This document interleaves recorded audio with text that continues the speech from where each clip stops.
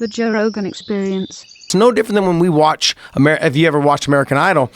Hey, how come you're not a star yet? Well, because I don't know how the business works. I don't know how to get in front of people that can make me a star. Yes. That goes with with all the fighters too. Yep.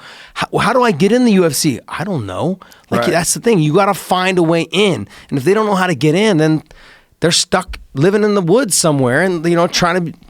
And if they don't see that clear path, they might not have the same level of commitment, so they might slack off or find something else to do. Very true. It's and we started about this because Brendan was saying that if you're not in the UFC, you're not shit. Yeah. I mean, I think that's a crazy perspective because when I look at, like we're talking about Lima, like there are guys out there, like I look at Lima and I go, he might be able to beat everybody. I really believe that. That guy's fucking terrifying. The way he knocked out Michael Venom Page. Yeah. I'm like, look, he might be able to beat everybody. To say no, like, come on, man. Watch that guy fight. Look at his fucking power. Look at the way he knocked out Koreshkov. Mm-hmm. Look at those fucking leg kicks, man. He tortures guys with those leg kicks. He's so powerful.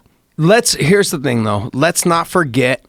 When Roy left, he was still one of the top guys in the UFC. Okay, and just because, and look, I'm not trying to like dig or dog, but what Dana does very well is he develops the narrative, and then the media runs with that narrative very well. So they before they even put pen to paper, Dana's already wrote the story for them because he's already gave them the narrative. Like you and I were talking about it earlier with Conor. Yeah, he made Donald Cerrone. He caused him to lose in 40 seconds. Dana came out and said, it's not that Cowboy's bad. It's that Conor looked that good. That narrative was written for all the media to go ahead and follow because that's, before they wrote pen to paper, that's what the narrative was. He wrote the narrative for them. I just feel that, like, look, there's guys out there that can cross boards all across. Lima's one of them. Patricio's one of them. There's guys that I think at 135 pounds that we have that can do it as well. We've got tons of guys, not just us, even in one. But I would put our guys, and I'm just saying, I say our, but I just say because I came from Strikeforce and we got no respect, man. It was so hard, Joe. Till I'm the telling you. Strikeforce guys integrated with the UFC, and we realized like how many of them became champions, Luke Rockhold, and how many of them were world-class guys, Musasi.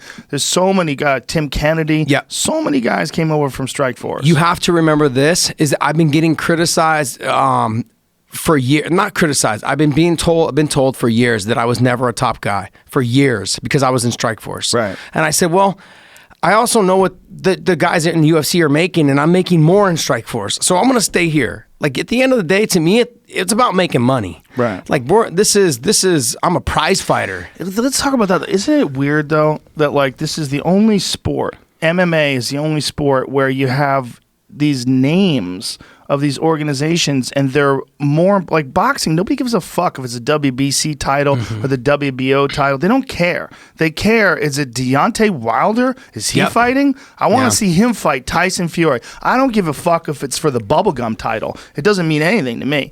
But for MMA, for some reason, because the promotions become like the NFL or the NBA, it becomes the big thing. We know there's world-class fighters everywhere. It's not like basketball or football where the best guys are definitely playing in the NFL.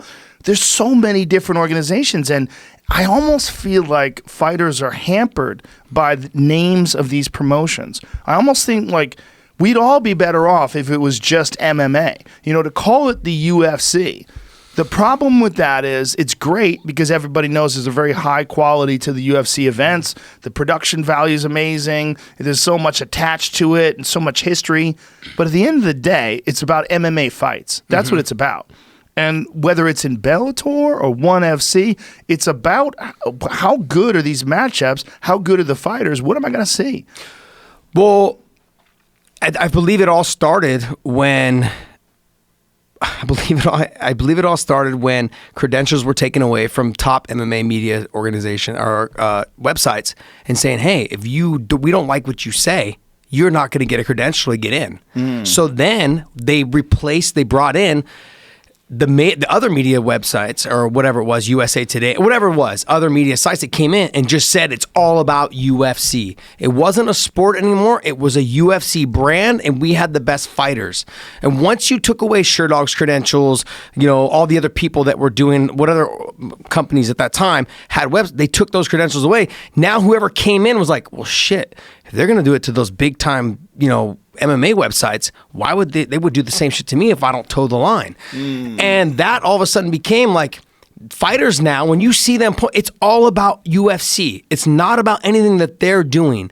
Like you as a fighter, I think, look, even though it's an individual sport, and sure, you guys should be pumping your organization, I get it, but you should also be pumping you, because after you're done, the UFC will be fine. You need to worry about building your brand, whatever it is you do to make you big. Yeah. And it's I'm all for the organization. The organization does a lot for the fighters. I'm not here to piss on any company or any organization. They need to make sure, though, that they're doing what they can to make as much money as they possibly can. And to go back to the Strikeforce thing, I was making almost double what the guys were making in the top 5 in the UFC at the time. Now, there was a lot of talk about backroom bonuses and this and that, but I was privy to a couple of those backyard bonuses when we got bought out. And I went over there. They were not what I was making on the other side of the rope. So just to give you an example, when I came over, they were like, oh, wow, you're making that. They were like, well, what do we got to do? We only have one fight left. And I was like, well, you got to match or at least beat it, like what I'm making now. And they're like, in the thought process was like, where the fuck am I going to go, though, Josh? You're kind of fucking stepping on your own dick here. Right. Because it's tricky, right? Because you can't really negotiate correctly. No, I couldn't really. Yeah, that was the thing. I couldn't really negotiate at the time. And I was just like, shit, all right, well, let's play this out. So I took the least amount of fights I could possibly take, wondering if Bellator was going to be around long, and if Scott was going to stick with the UFC, or if he was going to try to go do his own promotion again. A lot of my relationships come from people that have been around. Coger to me is, I think, one of the best guys, if not the best guy I've ever done business with. I've learned a lot from watching him on how he approaches not just fighters, but the promotion itself. The one thing I admire the most about him is that, like, you don't need to shit on other people like the UFC or one to say that my organization's the best. Yeah. He takes that martial arts attitude and approach to a lot of things. And I've never heard him say bad things about Dana White. Never in a private conversation. And I play golf with him a lot. I have lunch with him a lot. I've never once heard him say anything bad about Dana White or anybody else at the UFC. That's not his approach. His approach is, I'm going to have fights. I'm going to try to make my guys that are fighters as much money as I can. And my organization is going to do something that we're going to do, and let them do what they're going to do. I appreciate that. Yeah, he's a very universally loved guy. I would really like cross-promotion fights.